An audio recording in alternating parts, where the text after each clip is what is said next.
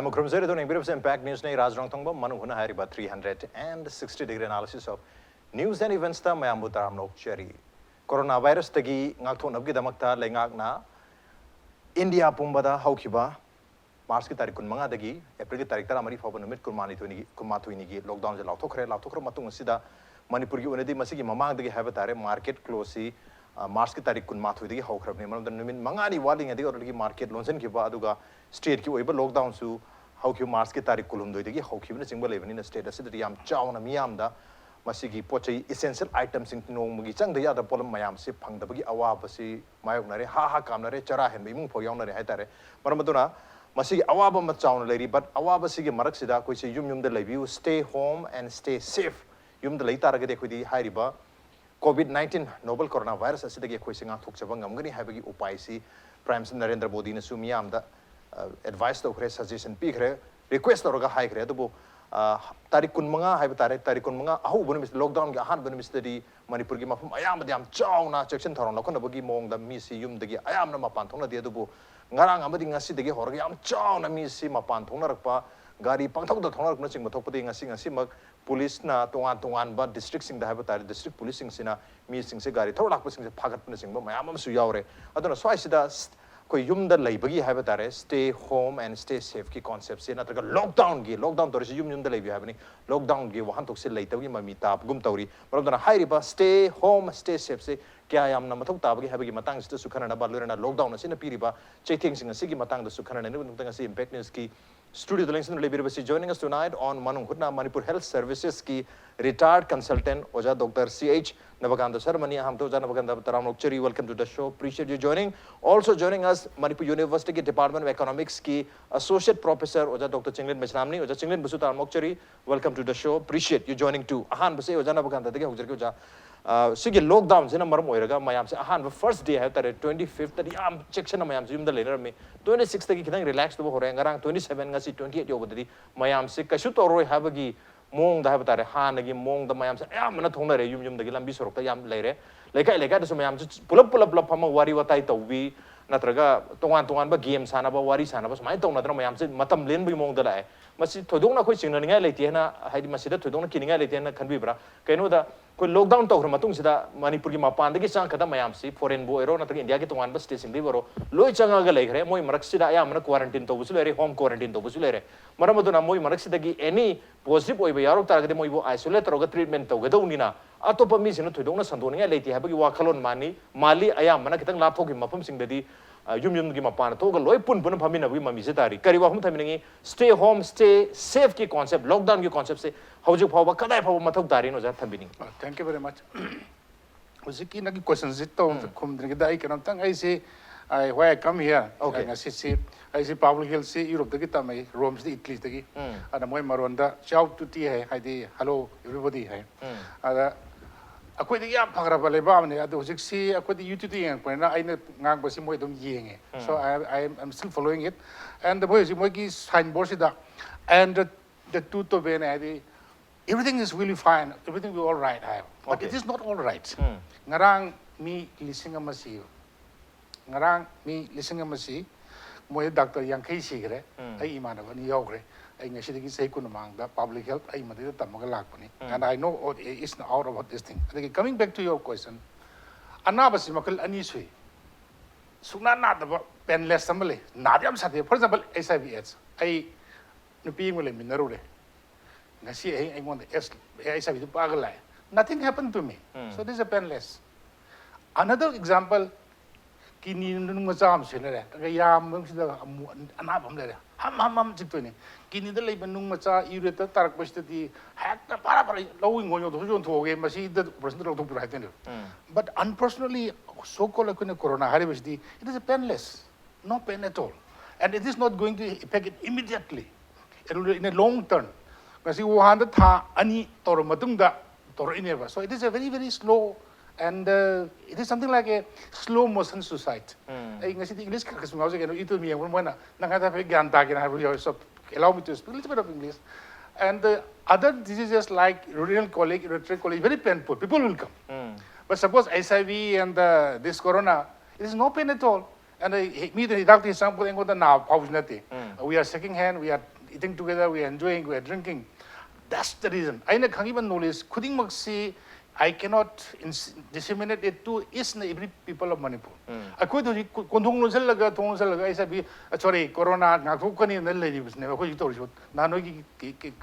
TV siki mating dagi anayam ni phangre ana ba pu se for example ngarang nahan nipi ma angang khau do hor ba sum da wangoi de mana haigalak da wa ba tori miyam se lambi thingjan bagi awa ba se nga so se ko by now right here right now nipi ma ji angang ko bangam da problem wal ren do ne madu prokhat do ne madu su khan biu aduga aikoina knowledge personal to biu aduga na koi gi channel sina aikoida pidi ba knowledge yam marang kai du kharam munna tabi ba kharam munna labi ba adana hauji hauji ma koi gi awa ba sti lei adubu aidi pakal aidi thana gi dinosaurs dongna ko si mut me visa dis mut khadra hai bi kana bo madi kaina hairam na lagtoi ni on top of that hoi da ba amusu le ba kana gyan du leita bani na akoi still ai gi lekai da aros porosta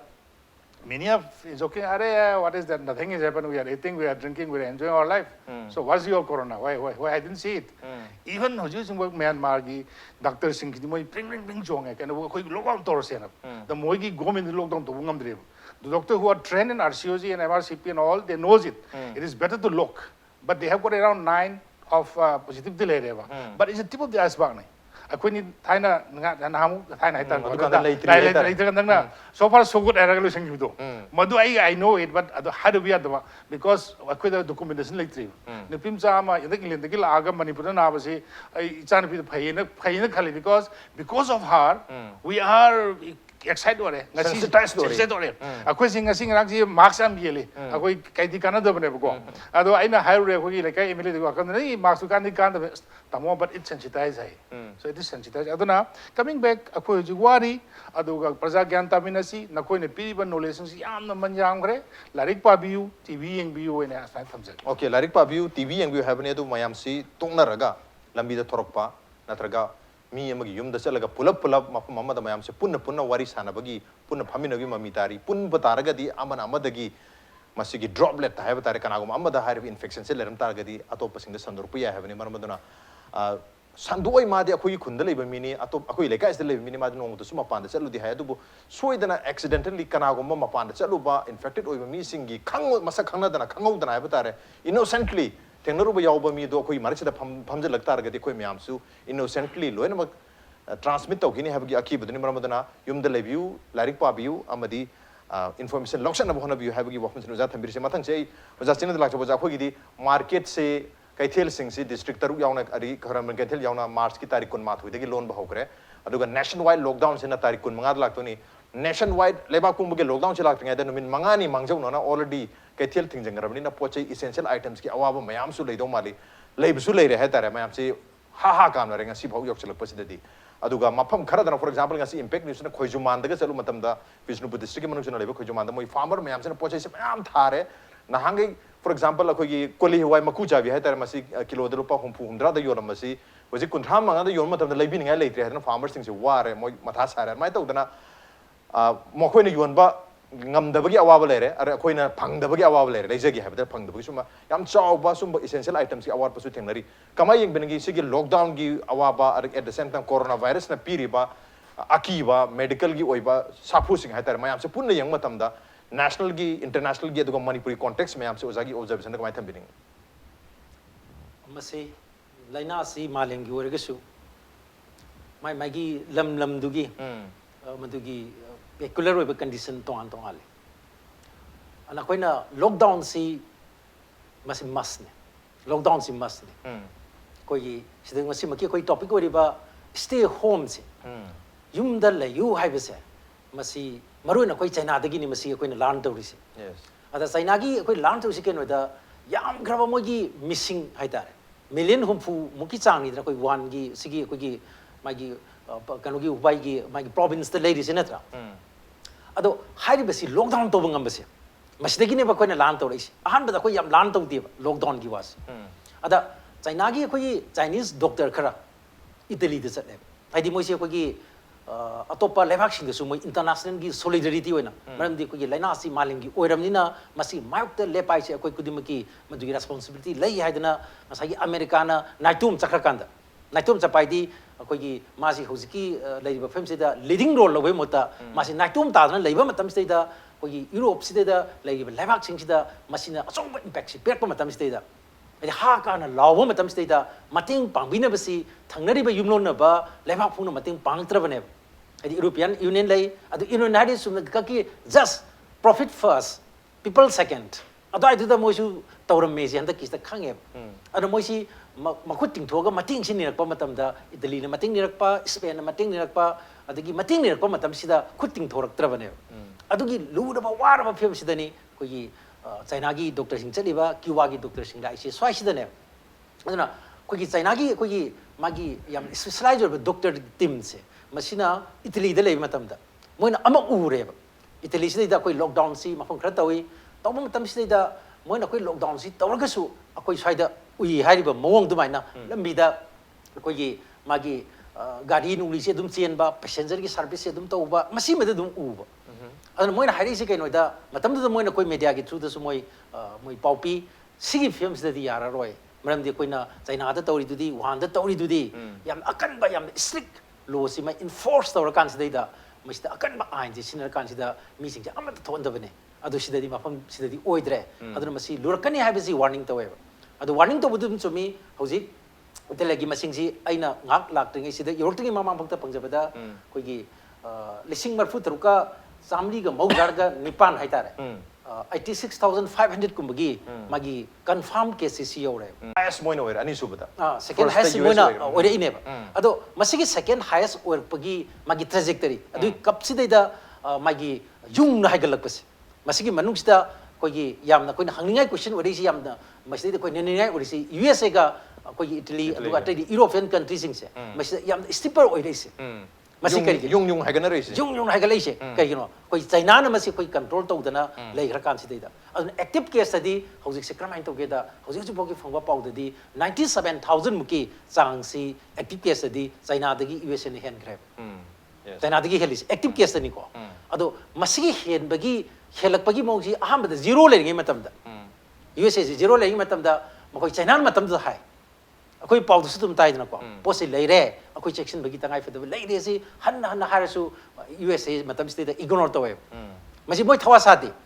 ara pam pham ni kali moi adigi China si moi na politically adu ideologically su yana da bani na sima mang da trade war to ni adigi America si yamne liberal oi hai ni economy si liberalize oi wa hai ni open market ki wa hai ni adu moi si hena protectionist ki measure si local tana by American sina ko America first kind tawrim ne atai po leiroi dam ni kaina adugi magi ani maksi mukna ba leibse masi hora isu initiate to guji maruina USA de hor kibne aduna makhone China si ko gi yaning da ba leibe dugi mathak tu da sigi laina si su guji moina ko Chinese virus kaina one gi virus kaina su khai ne leirise adumai tawduna masi gi neglect tawduna lei thoku base masina maram oidna mokoi su masigi magi control tong nabagi natra prevent tong nabagi masigi thorang si matam chana logde anu kai dora hojiti matam chana posi logda banina ngasagi hojiti lockdown tor ko matam dadi maduna ona tane ba chai thing jumula ai adi prepare tawduna tawbus sai dine ko system kenabagi matungina mai sai preparation ju kenaba sa handa ki ta ko uba pange aduna hojik se kramai tawre Europe ta ayang ba tawri sisu pasadi mo yang pai America paisa paiba lamni adagi Europe paisa paiba lamni adu loina ba khair ga su koi global gi economic crisis legi matung dei di makoina haksil gi budget se ang phang na kaktaru re anu kai dore hujik shortage gi awa basi hujik yam chauna mayok na re anu Italy de di kari hare koi Spain da kari hare koi doctor sing sina nurses sing sina hujik kari hage bo help us na koi ra laure ai akoi gi magi protective equipment personal protective equipment moi leitre ano doctor nurses sing si front line da masti thengnari balan si di ngasagi yanaba puraga lotion be aba khut thangla ga surrender ga toroga lotion be aba ceasefire lok thok be aba adu mo ke lan te si di virus ka mui ba ne ba tongnari ba lan se ano sigi lan si di kai to ge da front line da mangjin thana mamang thok tana koi thengnari si di magi health workers sing ne aduna magi epicenter re si koi kamai to ge da source of masigi spread se chandopagi maroi ba horpam se ti kai dor ge da hospital no ekela ine health worker sing si marte oire ine ram di ke no da makoi da matik chana magi sai quality leba pot sing si phangdrabina yaudrabina ke dore wat amina ke dore hai matam da makoi di oina sandore aduna health worker amana sandopagi chang si 3 times ele icham jamba amadagi helise adna hojikti hostal masamakse masidagi oina koigi source oikhlakpa hojik Europe daga tawrise adna masai sida koina ngasagi koina ureise keno lockdown phanyam lokthogasu ngasagi horpham oiriba jaga si moina thingba ngamaktrisi keno da preparation si koi matang chana matam chana tawdaba adu leiba system sina yam disorganized oina leiruba adagi magi market economy ni free market economy ni na ayam na koigi test yam costly oiba treatment yam costly oiba adna kaidorge da koigi mai khusumana hingjaba kangbu kaidorge da test tawruraga test tu paisa change USA dadi test tawbase koigi mai insurance kara coverage tawi aduga treatment di tawde adidi kaidore test tawbase su ngasagi koigi insurance aw kangbu dang tawbani insurance aw mayam su leba ana treatment gi cost yam badina madu ubase da han horpai matam sta mosi test tawbusu kire adagi paktakna ne test tawbagi policy su leite matam duda ada USA da tawri basiga China da tawbu khenari di China gi di moji aham bas slogan se ke tawi koigi test ahanba priority test anisuwa priority test omsuwa priority test neba test hari neba moidi adu sigi matam da koigi magi scientific temper like taba lamdam jing hai tare idea koigi rumor da yam chatpa propaganda da yam thajaba lamjing di ke tawre corona go corona na 200 mantra 200 kangsi king dana madai leiba matam neba test haibse ta de go corona in tawre aduna sigi like chatsi de koina tamningai orisi kan scientific over temper se masimasu yam thuna correction toy o akoi ji go corona so me yaba matam natre adi kangsi khingre leiba yaba matam natre masidi kogi lighting tan thokpa du maina mantra solaga tan thokpa yaba natre masidi massive test masi darkar lagi ji China dagi tam ineba ana China dadi million tratruk si chayol amad test toba ngam hai da India da kya tawre India da hoji pawda tawri ba test di akoi gi uripo kendra gi natra na koi sobol kendra gi apun ba voter masing bo yormoin khalle massive test ni hoji USA jo am test tawdi paktikna ne test tawba hor akam da ne music lak amagi lising mari gumai chang yori se aduna test da bogo sorry for disturbing ko aham da moi South Korea na harisina test and treat have ai sida hijagi kogi ahambagi simuisin aduga maruena kogi magi test aduga treatment aduga trace hojikti mo haire maramdi kaino da koi South Korea dagi mu koina tamisna kaino da makogi patient 31st hai tari kunthama to shuba patient je masi mo yam di film ka pudro ka to male kuntha bhukta mo se maintain to ngam me kogi covid ki test to confirm test kunthama to shuba is kamai to gida masi nan thoki bane ba tak tari kutagi ada koi chat pa hor pane ada ko chat ba horok pachi da yam satir gi disigi magi mahik sti kyam satigi da street vendor amadagi na ngasagi kanogi UK gi prime minister bu lak pangamba adu ba kaino ne sigi virus omong ni moi omong lai aduna si madi VIP si su khan lak par kanum tawri handa kisidi aduna hojikti karmai tawge da makoi su micham abaga manana koi thabak si torokpa aduna hojikti koi magi grave situation ji film je lusalpa adugi matik koi gi magi sagi sarkar na miyam na mating pibi chang su jam hingal ibane ba ina WHO na test. South Korea na koi sapai da koi di na koi hana test treat to na koi da la ke ba airport ki instruction thungme me am do ji bharat sarkar moi test on honari ba but is Himalayan tax it's not an easy job this is not an easy job but I koi I jo hange na mai hamwa na hange na but we are very poor people even na ko bi bo sing bo le ba ko is da lupa lising maring ba kai manga pi bu du loin to war Narendra Modi sima ching hip ta me ma so ai surrender to re na I stay intervention am to jege hojiki World Health Organization test in sin gi bise size ni ko USA gi president Trump na hari se mase ko China gi ko gi stampede ore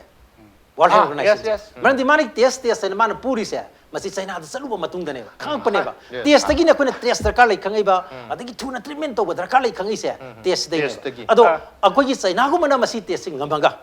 India gumba akoi gi magi loan gi chaw ba chenjau pai ba mam gi loan gi web to ba in terms of crores of akoi gi rupees in terms of 6 lakh crores 7 lakh crores to bangam ba lebak sina magi priority du yaw da gi to gidri ne hojik pudi akoi economic package ne kharbu lokhe ko aduna public health station priority oigedam ne aduna hojikti free orani mo haiba hore ne hojik tam haire ne aduna warep lobose hoi politics si for timing yang ge hagum se du anyway WHO ki chief Chinese nupi ne I was very much there akoi hojik dalari ba Sweden dalari ba Prof Sharma binai diwan ko ma se keno masani MP masane bopal degi lai biti husik sima Sweden gi professor leiba advisor leiba ada China gi head nipi si su China oedu ma so si struggling to get money mana ba ai kai gar pone mi ngon sung di ni su no ngai bro WHO si kai den ati akoi no khoi me bunjal laga CM organization and of course they also influenced by some other little bit of money little bit of politics and all but coming back aina before I forget I joke how my the community musia ko China the kan main to the north am Italy the Capri noise because I know the area well I koi gi Padua University of yam bhara angang si Nipan ge poi I have to roga angang Nipan angang am kilo mo khai ba phade du hingan mangam ba du gumba medical facilities se mo second or third le world standard India the kun makha le yes ad mo gi mai bu thi Wuhan the gi Milan ba so direct flight le ada Milan si na मैं तो कभी Gucci Armani ना तो वो कैसे मैं पैसा नहीं हमसे मधु की basic production दी China के लाभ ada ना China का Wuhan का Milan का सी दाग पाए ada aku ni na wari sama tu आई की मानव से आई नो वो लाभ नहीं को नो direct flight ले China का है no we have got some common cold sort of a thing little bit of bad flu है she was telling me there was a simple blade flu she's a doctor मधुगी हुजिक्ति फटरा खाल मा साइदी सिदि गसाई इसिंग जि नोंग ताखरबने हाय इसिंग जि लोंग तारा सो आउ कबुद नोंग ताखर हाय हायदर गदोने अखोइना तारिंग नंग दासा दाम नोंग सादना कोतना के इथै लोखम सेमौ दो सेमौ दना कोदि मिनि हुन हायदर गदोने हौजिकसु मनि इंडिया सी चाउरबा 1.5 बिलियन निना अखो इसिंग जि ताखरे हायदर गदौ दंगाय बने मसै दा कोइ मिना सिंबता हाइबा police knowledge strategy history statistics and computer cannot talk project or even the time I quite can I see a quick lockdown to the Arab Assembly, lockdown to the Champany, I quite even the camera, America gi, the Modi land Mutungina, Noigi General Motors, Bendel Satabia, welcome to decree. Aragi England suction machines have a company like no Sadavia there. America, President Amasu Bananushi, Stankaya with Italy, repeat them. After all, ma can only organize. So it is a political issue masi maru oi adu coming back to our little bit of think globally act locally haragadi akoi so mitna singna leiba tabani sab taku government honor the koi present government is very proactive and very much admire what our government is doing koi ai sai um pu handle consider say politics ta syan phajana praja gi dong ta khan bi ba law na kong na masayo na chong na to bi sam asimu yam pe na gali and akoi ma ju ha na nungai no thopudi ya de du bu sa ba thap phang da sin nungai te du bu sak ko ma ga tum hing hol ga su sahi ani le ga di akoi mu ko bi du sa be nga tu su sa be yen sa bu se ai na ai swan tham ja okay hojik matam khara chek chalo utar de ha oja sina sa de kan kam no mar ha maroina ziki health ki akoi na ani thona yeng be ai hojik si magi public ki oiba haitare ko magi health aduga humanitarian crisis ne koino ji mai honari se anu koi ji humanitarian crisis har pasta in tam ningi si lockdown si mogi koi wanda to lockdown ga atai da to lockdown ko khen ne koi yam tamba yam lan to bum changi se kanu da lockdown si gi koi policy me makha da lockdown si to policy makha da di kramai to da lockdown to mi sing ma pan tholo ge haitar ge di magi khutta pot hen bachang lei bang bagi sakti mai khutta transfer to bachang emergency fund darkar lei emergency fund adi kamai tore masi thongba thakpa simaruna koi no magi daily wage earners ma amane in the other region 93% the koi unorganized sector ne ano kai tore yana na koi na darkar lei si koi gi makoi da magi chajan na bagi koi food grains yam thing koi 53 days gi matung da ne koi lok tui se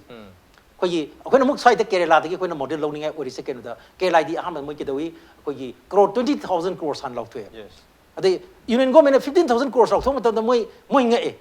ko na mu ngasi ngarang mo koi 1 lakh something crores amu lok thue da ko atu su yam di thenge anyway thenge su masi tau da ya da ba di amane ana koina zik yam ro ri si se fal ma ke akoi de ha ra se ba no mo hate suru ga chaba sing si di no mo lockdown to ba problem mi te 2 days lockdown to problem mi te 3 days suru pu di mayum chat ukan da akoi gi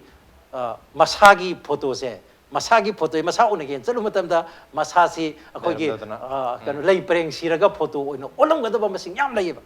street vendors sing mark ta su ana adi akoi na PDS adum highway wani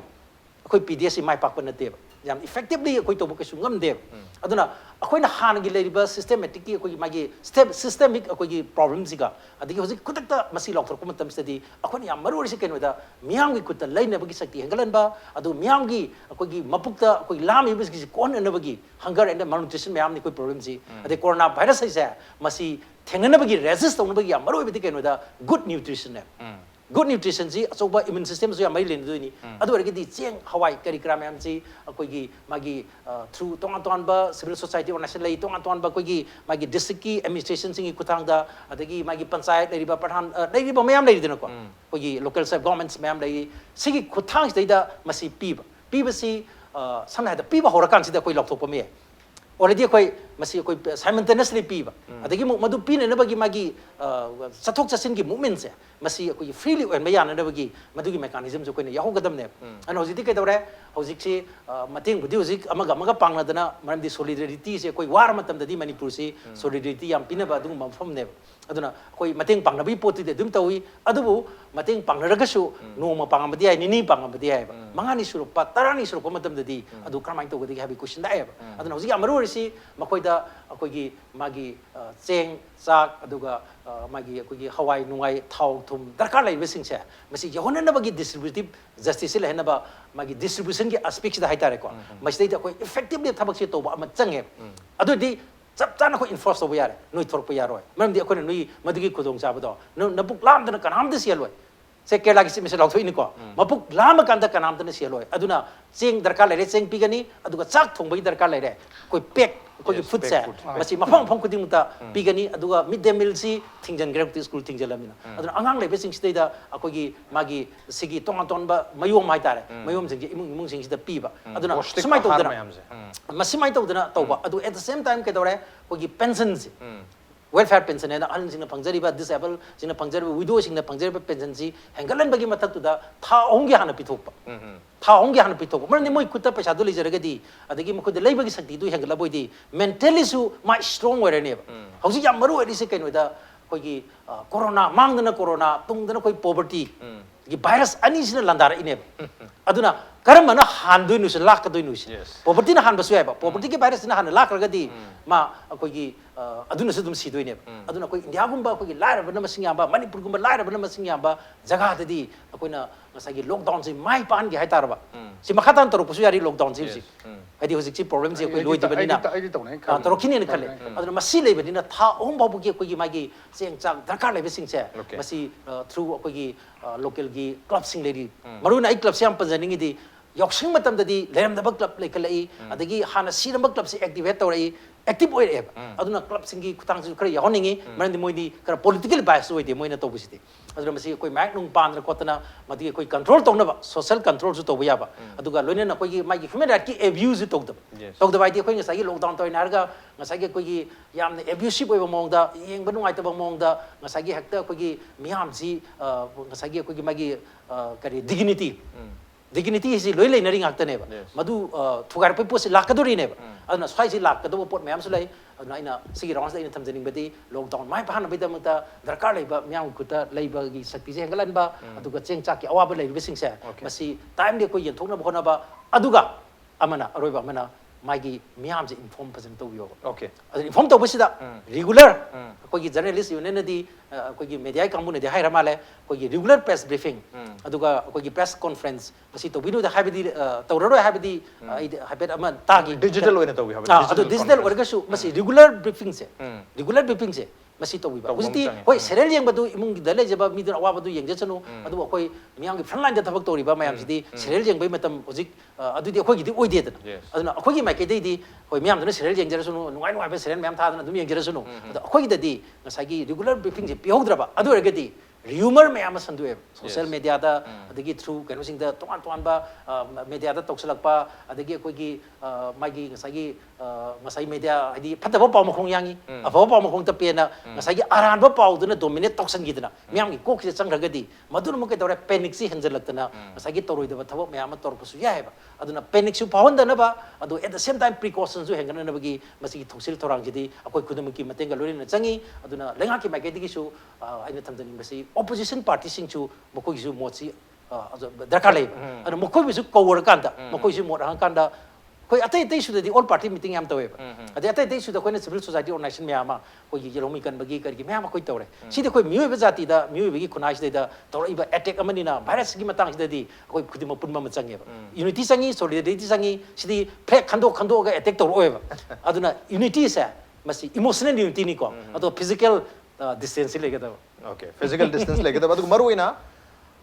stay home yum da layu have ne lockdown manung se yum da lay basida lehenab gi damakta miyam da achumba information right information and timely information matam chana pungja khudingi numit khudingi update tobe miyam da information achumba information se yohan ba mathau tai habani loina miyam gi buying capacity buying power por labor ngambagi capacity si wangkhalan ma mathau tai masik loina makhogi mapuk se hangan danu gidam tam khogi chaba thakpada mathau ta ba essential items sing loina hidak hai tare hidak mayam su mathau tari khoi corona virus ki hidak na taba khoi chumna gi tonga ana mayam regularly adum na dana leiribo mayam singi hidak sing hanadagi charger lakpa hojik makhat anauna chaba mathau taba mayam hidak mayam su phangan mathau tai essential items sing samna phangan mathau tai habani aduga miyam du su information awareness pb targadi soidana miyam si mayum de lenar kani otherwise hari problem sing asi phangata ba paisa lerak taba suma mayam litari miyam si mapan thonar pasu yai madu thologe afaba lockdown achumba lockdown ma len ge targadi masi mayam se to mathau tai natragadi koi ana masing ne hangalak targadi lockdown ki period se su makhata na sangdokhiba dan lockdown digi hena concern ba shoot at site hek ubada shoot at site heta hek ubada no mai kapu mapan thokta ba haibgi damakta adu makal gi curfew gi makal da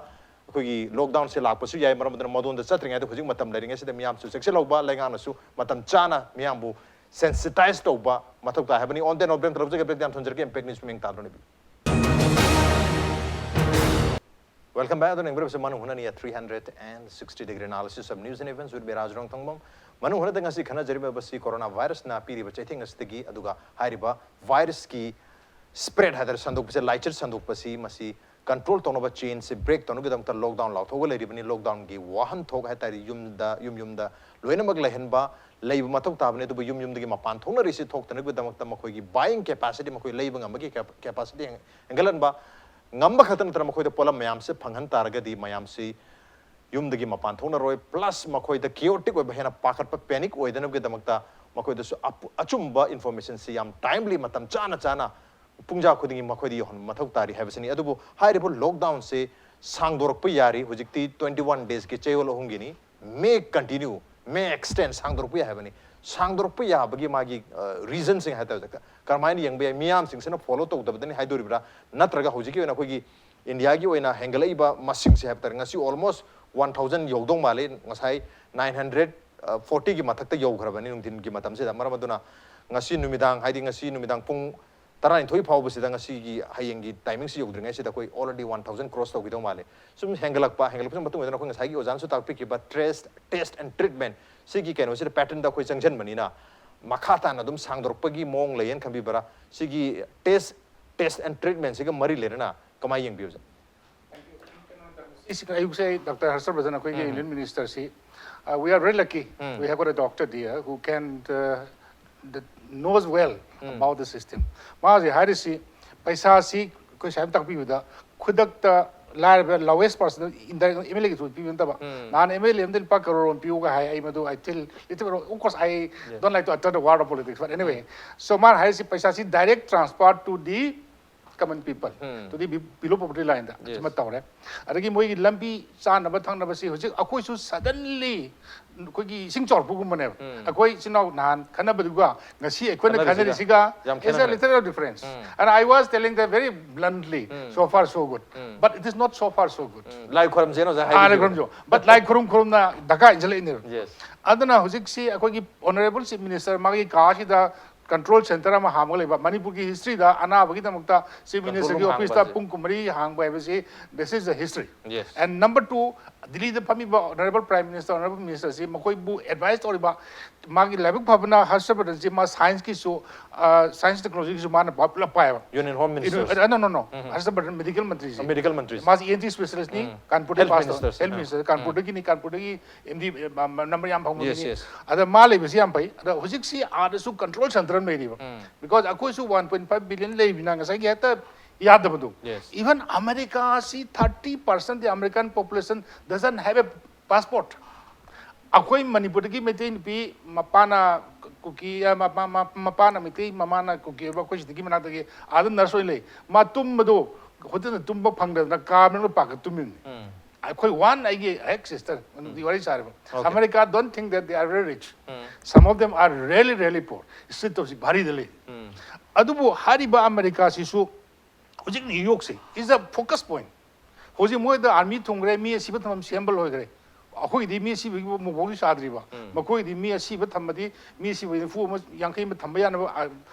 ready le raji forget about treatment you want ba ri ventilator sa do em kwai ba do in Canada koi ki general motor da nakoi si sadra gadi nakoi ki company muthalani hai president they have to do it same thing som da UK da na section mission koi vacuum cleaner to kang bu do moi san gre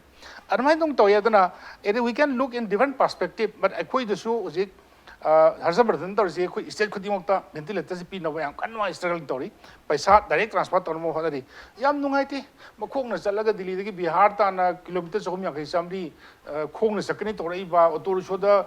shodu ani na maning phamme amana ong pathana ga thodu ni adu ngasi yam nungai badi Haryana gi police me yam na asapu me yam torga bus sama torga moi border la thau thini ja after all they are human being adagi anmai to ba dagi husi police me yam police sak thonga ga pijari ba Delhi da husi Delhi da lariba sorokta lariba state me yam do thonga ayen ba adu we want everything akosu rena pame ba but even America cannot afford it and Europe my dear European Union is now helpless moi jingak kai do no jing gyan da dre so these are the situation adu hani am ki bi badi dar kal te du ai koin am ka jagi ngasi gi TV ing biro me am te khulona ha jari satok bi ganu kucha si some ba Manipur University saba sugumba sinabiu si koi na hand sanitizer it is a really good thank you Manipur University for making this wonderful this thing and masi yam kana kana de monda nungai bitum sinabiu but it is not that good what do you think aduga kana de na hairi se moroina yam to hare ko gi mask ko pasi kana de haira adu China dadi almost everyone must recommend to open gi hai tare masi moi Japan ka China ka se thain de moi sung ubi lak ke de hona this became a habit but mentally I so se ai chapata de uken na khale psychologically ai monda nungai ba adu ka nang lo na ana ba ora ba or na ka ai si health service provider ora ba ai si hospital char BP ing tar ba na bi ta ga di afaba marks na ba but akoi angang sang motorcycle am no ba si ma ai di mahik changro din thau du di adu di lale it is a wrong notation kindly read properly the Google Empire ka si par ubi aramatamni so kindly use your mobile phone and it is not that required what you think aduga simadi yam pare keep on washing with the sanitizer whatever available and kindly wash your hand with soap it is not very expensive wari bobu ko admaina lai adu hochi mo akoi the wari basi cham ta ku ke I feel very painful but do we have any way out I imagine I imado like here cancer I am a doctor we have got 2 doctors in our family but imado cancer na we are quite helpless we are even Europe Italy we do not know what to do even prime minister even doctor they are just almost surrender aduni adu haidana akoi se tumna dinosaur mut ke saruk budi sarang asi helaga su adu Manipur si adi yam na Bihar UP da tahobud mak tin nati na khali ching da chalu kan pan khale ram gani umangra dum le ram gani akoi thaina nga wani da usna ga saba yam wana pasing si leita budina si MLA me na gari saktiman droga yauri ko ai loimak di obang moy but we are not very developed in at adu ai gi simasu khoi request we honorable CM da honorable MLA mayam da kindly thamoi sing do tawdi have nate ko MLA da phur bu jai but I tawdi have nate but kindly do it sincerely this is the time of our sorrow or our yamna grievance le matam ni adu hojiki koi Manipur gi situation ji da hojik ori ba situation sida tarik kulhum doi da state ke lockdown se hogi bani minini lerga kun manga gi ahing nung yai sidi nongalak padi hai tare madu da gi nationwide lockdown si hogre aduna lockdown तारीख कुमरी lockdown होगा तब no वाली कुमरी की नुमिता वाला पाउस इते flight चंग कदा मयाम Imphal airport मयाम चंग करे अदुन अरोई बे कोई थुंग अब मीसिंग ने है तारे मपान दगी मपान कंट्री दियो बी मपान स्टेट दियो बी मयाम से चंग कदा बे लोई चंग पर लोई करे थोक कदा बे मयाम से थोक पे यारो लोई लेप खरबनी मतलब हुजिक मणिपुर द लैरिबा मयाम से दा क्वारंटाइन तौबसु यावरे होम क्वारंटाइन तौबसु यावरे फैसिलिटी द खरा मयाम तौरी है तारे मरोइना अदुगी फ्लाइट टू द लांगमिनबा आयाम बगै दिलोय क्वारंटाइन तौरी अदुना स्वाइसे द क्वारंटाइन तौरगसु लेरे है ट्रेस तौनबसु होनरी तौरगसु लेरे है तारे मरब तंग साइगे टेस्ट एंड ट्रीटमेंट गी अदोय दियंग बतम हुजि फावदा कोई कंफर्म केस अमा खतम होइना लैबनिना atai mayam sidi hana mana leram lifestyle da ayam mana dum leiri only lockdown sina anoba addition am khani mogi life da lockdown su lei selabani na aruga koina ayam mana su quarantine toroga leirabani na sigi situation aruga anoba sangka da misu leitre haidi positive oy mi sangka du leitre positive oiram targa su already sangaga leigre tare Manipur manung sida marab madu mayam se trace to thoga detect to thoga yam line within 21 days da koi medically control to bang amgani loit cure to draga su control to bang amni khambi bra spread se at least sandok pase thing bang amni khambi kmai yim bi luckily thank you very much I am very much involved I retired to so chief secretary si doctor ma surgeon is we go good for me koi SP ki lai koi no to worry sa na ayu ki pung ma ma kai ki the bell started dang ke positive and then I immediately test or ASIA ni hare agar khara amna mu bas la hai na then I confirm it my main test or yaw re ai tripura ki director telephone to ba koi si bhumik na koi si pass ho koi junior ne ai bhumik ama tumade na bangali phagi to re no the mitra tre kum do re no test to ko nang si ki sa de mara di ni le ga moi loi test to ko moi kyam bangali ko se moi loi dada test korbe loi to re to am loi ne tin hare and I think this sort of activity although I am sitting in the remotest corner of the world, I can predict somewhere in Europe also. Adu hujiki juksida madu chul ho ba de kara amana nammaga thawoi na sakib su yor nim. Sidi ai ngasai ama sa nammaga chalang no. Are yaar sarkar ki da anamba me amdoi thambam leiti ne bhai. Ai nammaga dei kasin lai tare kon do isan phengep tare kon do sam to kulo ge spitai ge ra ke do ge ra mai thado ge taro gyanam di lobu tare na ko. Adu hai da ngasai sarkar da tashin na su lo ya de adu isa su gyan ta batai. Adu hai da sarkar piyom to pudi pibitam. They have to give basic minimum rice or dal or salt, whatever we go. But the minimum wage is just direct transfer to Harry I really admire it. Government is going to transfer money directly. DPTL ki khudang da laira basing the sale the one pension money hongani ha masi akoi IT develop to bakoi government of Manipur India sina IT center suddenly develop to hobse masi kana ba center matang se phangne na isa okay just Chinglen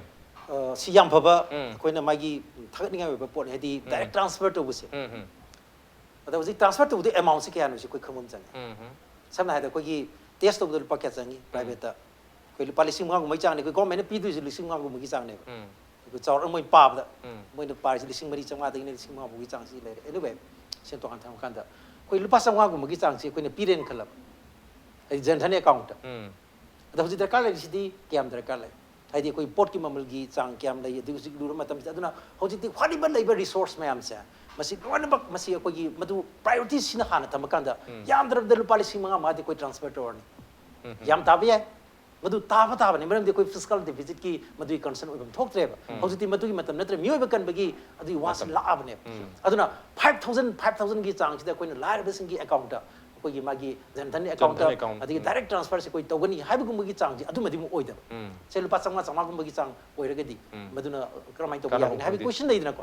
adi gi lupa lising magi sina kam koi bo koi ji madi maintain to ngam doi no haiba aduna magi direct koi gi transfer to ngi habi se madi ko yam appreciate to bai adu masi khutang ji da khara hena hadi package hadi economic package yam sobam changeba hojik leba khudi maksi leiti hari leba khudi maksi magi angam sakti putok na package tongna rabane USA leiti hari USA ha mo tam na USA degi na kun bele ponte mokoi ngam da leiti hai ni hojik USA bong effort to ngam da hai na doctor na bo hybris ne china na dinga moi kai ngam da missing yam graba USA de je pick ko gi lamsi china yam ne na kun lam na te adu kari gi ngam size da koi question to ngai leba yam na du gi di tongan ba koi no discuss to the system gi we question me am le stay aduna masai de lere adu ko test free treatment free we ga di ngasai gi slogan se test treatment se vaccine to we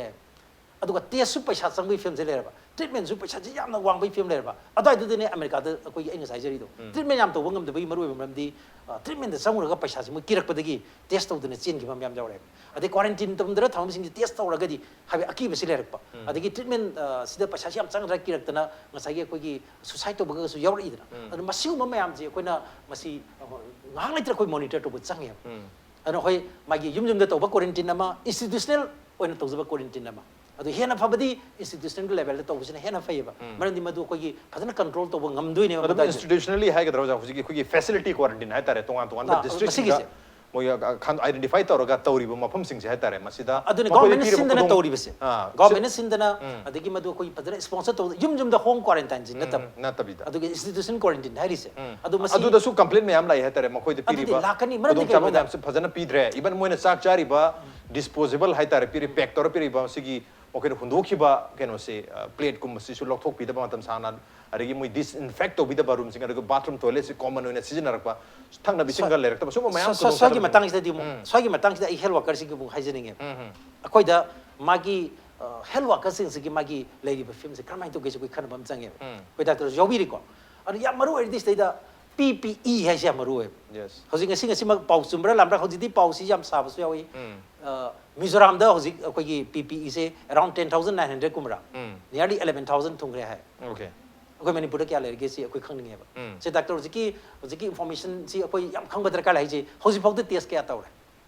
सी अखोई ma'am की खुदा पाउसी अखोई खंगन बा मचंगे क्या हम test तौरे अदिगे अखोई quarantine the थमी बा मसिंग सिना क्या नो अदिगे हौजी अखोई की पीपी की अखोई लेरी बा थुंगे बिसिना क्या हम थुंगे अदिगे टेस्ट किट क्या हम लई अदि प्रोटेक्टिव गियर से क्या हम लेरे अदिगे नॉर्थ कोरिया दि करमाइन तो गेदा मोइसे नॉर्थ कोरिया दि तोंगा लेखरा मोइ दि करमाइन तो गूगल से प्रोटेक्टिव गूगल से मोइ मिट की लौने न सु खली बा Moina moi su botu kesa mulai teko mitte ke su longnai khandar moi di protective google si su moi masi sinana ba masi kano tawe ba moi advisory note kari kra sem dar moi su tawe an akhoi da darkar lai si hojik phangba latest paw to jano je hangbi ke to khoi manipur ge na ana uba PPE hai tare PPE listing am chani thunga khre aduga sanitizer hand sanitizer tan number lakhre arige mask su tan number lakhre aduga thermal scanner hai batare sisu ni phu yorakre hai bagi imphal airport tanga singa adagi hojiki masingdo adu su koi gi manipur website dum u phangbone ai kyam positive ore kyam test ta ore kyam pen tore ama adum leibne ai aduna sima yam ngai ba pawni do yaringe de koina ngasai mi khudi masi internet si access to wangam de khungang de lari ba lai ba sing si aduna bulletin se regular bulletin daily gi bulletin masi pi bachange koi kerala gi si moi si mr finance minister phamaga he press conference delhi gi tawi dana ko moi aduga numi khudingi moi twitter thadwe koi miam wagano chaba nangi chaba koina madugi nangi charga lam ga nang kana su se roi hybrid sing ba tawdana moi 20,000 crores am lokte matang da 50,000 crores 50,000 crores ki koi gi moi infrastructure development pandu adudagi su moi si tawrei ba aduga koi gi survey group ko magi chang hai tar mo koi ko mai se loan si 4%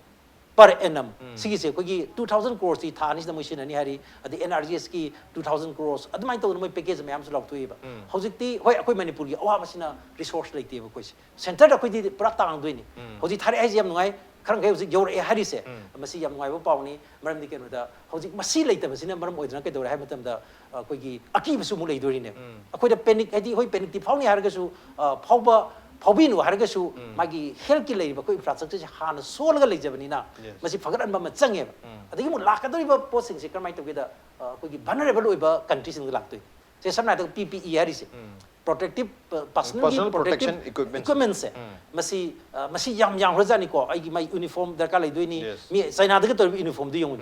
hekta marul ohunga lolin kokte na khong phau se complete cover uriba uniform si hapet kari hadu no khangde masidi yamna protection je fully protect togadam ne aduna adu marul ohum lon ba pose adu se liba campusing do 3,000 medical staffs hada ki infection nange China da 3,000 aduga Italy da kyam tawi adagi koi gi German da Spain da 14% gumba 10 to 14% di anaba sing marta marun health workers sing da masi nange adu matak da moi da kamai to geda my mental health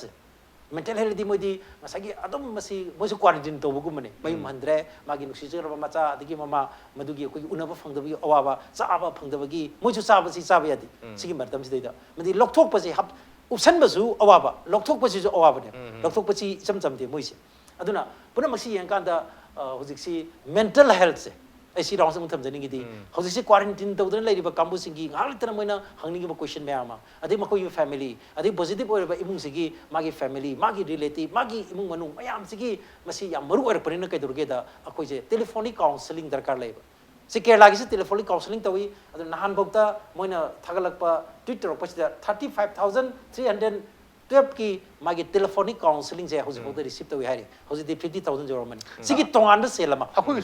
se tawre da aduna masing se masing akoina si kela gi masing phangba ngami se masi Sumaina. sumai tawdana inform tawba hadi akoi maroi ba mi khardang khangba sin nataba Akoi kari tawrigi hagi progress hai tare. masses maram di hujiti masagi I pau si su kharang gai hujiti moment si latlabani na yang ware ba aduna masi kudak kudak ki oiba pau si phangba yana na ba kudak kudak ki oiba koi gi local liba mai gi sarkar local liba mayam si tongna bhona ba adu at the same time en sai jari du masagi mating pangning ba mi mayam soina songthor kani leigani ba Yes. aduna mayam gi su mating si longna bhona bi ba maram di koi mi gi awar pasila kani Housing see koi present CMC luckily very very net savvy social media person pai and mangon dosi pasapi bo mayam tono Yes. tono yari and Seem he really funny. luckily very net savvy we are very much thankful to him aduga mana sik to receive legibi kenoma MLA mantri mayam ma si decision nang yengon ma power play person te ma se yenthoi responsible piri aduga masigi laina sidi ena kumbagi laina dem oi lakta changba bisas kasai cholera haro typhoid haro guli amani sabo देश भक्त सेब तल पाली सिंह त्रेने पाने संग को the line कर बा खुश दे दे हेक्टा माथा तो साब मादन मसी कब कुंग कुछ तो हा मत सो फर सो हरे मदो आई जे कोंग तो कब नि मलाई का ए लकीली खुश सरमुद्रा पाले हो तो बसी Okay. Direct international fight lakh को लगो तो बसे उसी नान मिजोरम तो तोरसी चुमा सो आदगी होले ने चलो हलक पदा पॉजिटिव होय बने आई कोई सेदा कोई निपिम चामा क्रोएशिया दगी संदिल निपिम चामा जी लीड स्टक तौले मान निपिम चामा जी क्रोएशिया दा लेबनी यूरोपियन की सिटीजन नि मा से सिथोक्सर गदबने इम्फाल कोई की होटल से मा ब्यूटी पार्लर में तौगेना मकन वानों तो मा से नान नंगौद्रे मा से स्टक तौले होरे अदुना सिंगबा होजिक सी गुवाहाटी दा मणिपुर वन दा लेरिबा चा कोई सेम ने पी ले India ke tungan thoma stressing the palla palla le. ꯃꯌꯥꯝꯅ ꯇꯦꯂꯤꯐꯣꯟ ꯅꯝꯕꯔ ꯑꯃ ꯄꯤꯔꯤ ꯍꯧꯖꯤꯛ ꯄꯤꯀꯦꯁꯤꯡ ꯑꯩꯒꯤ ꯃꯔꯨꯞ ꯅꯨꯡꯉꯥꯏꯔꯕ ꯍꯧꯖꯤꯛ ꯑꯥꯗꯔ ꯑꯥꯔꯁꯤꯅ ꯃꯥ ꯅꯝꯕꯔ ꯑꯅꯤ ꯄꯤꯔꯤ ꯑꯦꯅꯤ ꯇꯥꯏꯝ 24/7 ꯁꯕꯨꯗꯤ ꯀꯦꯟ Okay, ꯇꯧ okay. ꯍꯥꯏꯕꯅꯆꯤꯡꯕ ꯂꯩꯔꯤ ꯑꯗꯨꯅ ꯃꯁꯤ ꯑꯁꯨꯃꯥꯏꯅ ꯑꯩ ꯊꯝꯖꯒꯦ ꯑꯗꯨ ꯂꯣꯏꯁꯤꯜꯂꯛꯀꯗꯧꯔꯕ꯭ꯔꯥ anyway last not the least I really feeling the pain of Italian friends which I belong to and I would like to repeat again Andra tutto bene meaning is everything will be fine everything will be all right with this Okay, everything will be fine. good wishes sisu ai su samana na ai lon budi koi kano oi ka punamakta ai di koi mioi ba kunai si leiba khudim ta masina koi effect tawni pakali bu khudim su bijake aduga hojike koi chief minister manipur gi chief minister tawjiti koi punamana thaganingi ai di magi initiative si ma tumba chaba khangdangi nahan ga mana koi gi तौरीबा मपान लेब आगांग तौरीबा मागी कनोसे अखोई ma'am लोई उरेदना को अदुना मसदीदा अखोई team work ओइन तौननबसे अखोइना suggestion पिफम थोएबा मरन Masdi team work मरमदी अखोइना फरिंगे दि अखोई थागकनी अखोई खितंग सरको मतमददी ब्लेम जे मी अमा खतंग हेता तौबगी हाइना बिम लेबा अदो टीम वर्क नि मसदी कलेक्टिव ओइबा वर्क निना अदुगी मति कोई तौरीबा थबक सिदा सोलिडरिटी पीबा याननबगी कोई पीनबसो कोई होनबा चंगी दो म्याम सिनसु कोई लेबा रेस्पोंसिबिलिटी लफम थोए मरमदी होम क्वारंटाइन तौदन नत्रगना कोई युमदा लेबियु हारकांदा ngasai mask upaba adagi ngasagi hand sanitizer su pair kanda ngasagi aiga maga kogi phutkangi manung sida kogi khena baji le kanda jeng yam bala o nga yum bala o natra kanum yo plop option na na ngasagi kogi kari haini madai du koi market macha semgalak pe film ji leyeba aduna miyam si koi pakat pa kharabudi fawi adu awareness hai masidi adu matic massive कनुदा बाइदि मसी mobilisation से मसी अदुमति कंखलपा हौजिक ले effort सिदगी 10 times 20 times हंगर पम चंगे अदुन पुनमक्सी मागी सॉलिडरिटी अदुगा ट्रस्ट मियाम द कोने ट्रस्ट लेबा अकोन मियाम नसु सरकार द ट्रस्ट लेबा चेंग केजी मंगा येने हाबगा चप चन मंगा जी फंगबा ओहम मखाइ फंग मनतबा ओहम फंग मनतबा अदगी मार्क्स ngasa harido चाइना ददि लोइन उपि हाइदो मरमदि चाइना ददि मार्क्स लोइन सेबा लोइन पिबा ngमेबा अदुन लोइन उपो हाइबा मतम लोइन उपंगमेबा इंडिया ददि याम लेतमिना लोइन उपो हारसु क्राइ रोनी अइजे कोइ मार्क्स कोइ कनुदा हंगु मतमदा कोइ मसी राइट नत प्रिविलेज ओर कोइ फिल्म लेरेबा अन खरदि खुदै मसागी लेजेबा खुदै नि येत पै फिल्म जे लेरेबा अदुना मदु थोक्तननबा कोइ मार्क्स साबसे मसी प्रिजनर सिंगसु सानबे याय एम्ब्रॉयडरी सिंगसु सानबे याय अदे यु सुंगिबा कामु सिंगि सैनिटाइजर साबसी कोइ चाइना ददि तवेबा ओइ सिंगापुर की लेन भी पुनमक्से कोइ थिंक टैंक मयाम सिसु अदगी कोइ लेबा की दमत कोइ खंदना थबक तौजनिंगी बा तौर लाकिबा मयाम सिसु लोइमक्सी कोइ पुन्ना कोइ मागी मदुगी थबक तौबा यानबे प्लेटफॉर्म मा सागननबगी से कोइ पुन्ना मन होनबम चंगी अदुना सि मिशन होनरे बेसिदा कोइ खुदिमनसु मतंग पांजन बिबा अवाट अपा सोएंगाम मदु कोइ हाइबा मसिसु चंगी अदु सिदि कलेक्टिव ओइबे फर्नी ꯂꯥꯛꯀꯅꯤ ꯑꯗꯨꯅ ꯌꯨꯅꯥꯏꯇꯦꯗ ꯑꯣꯏꯔꯒꯗꯤ ꯑꯩꯈꯣꯏ ꯁꯨꯡꯁꯣꯏ ꯁꯣꯏꯗꯅ ꯗꯤꯐꯤꯠ ꯇꯧꯕ ꯉꯝꯅꯤ ꯑꯗꯨ ꯗꯤꯚꯥꯏꯗꯦꯗ ꯑꯣꯏꯔꯕ ꯑꯩꯈꯣꯏ ꯄꯨꯝꯅꯃꯛ ꯇꯨꯗꯣꯏꯅꯤ सी मतंग से कोलाबोरेशन की टाइमिंग है एवरीवन शुड कोलाबोरेट लोई पुंजन टीम वर्क की मतमनी कोई पुंजन लगदी कोई हारिबा कोरोना वायरस हारिबा कोविड-19 से कोई माइथी पीबंग अमदोरिबनी मदना अरोइब वाफम अरोइब लाइन ओजा चिंगलन से तंबिखेबा यूनाइटेड वी स्टैंड कोई पुन लैतारगदे कोई लेप हिंगगल हेउदोरिबनी अदुगा डिवाइडेड कोई तोवा तोवा तौनगी तारगदे डिवाइडेड वी ऑल डाई कोई लोइन सीबगी फिल्म लाकनी ऑन देनो ngasi वनदि मनु हुनगे थरमसे मतंग चालो संजरगे ngasi थरमसेदा ओजा चिंगलेन अमदि ओजा नबकांत लिंग वितु ngasi थरमसे बथवा हैप्पी खिबा अमदि मपुंग फान गिदम तो जानी मपु अमुकना था पुंडुचरी अप्रिशिएट योर जर्नी मसले ngasi मनु हुनगे थरम ngasi की एडिशन से करम तो विबगे को तखन पे आगने कोई मेल आईडी impacttvnews@gmail.com नत्रगा कोई Facebook page www.facebook.com/impacttvmanipur da join to birga comment and the feedback thabir pe agani well ladies and gentlemen thank you so much for joining us from the other side of the screen until next time this is Raj Nongthombam signing off from Jerry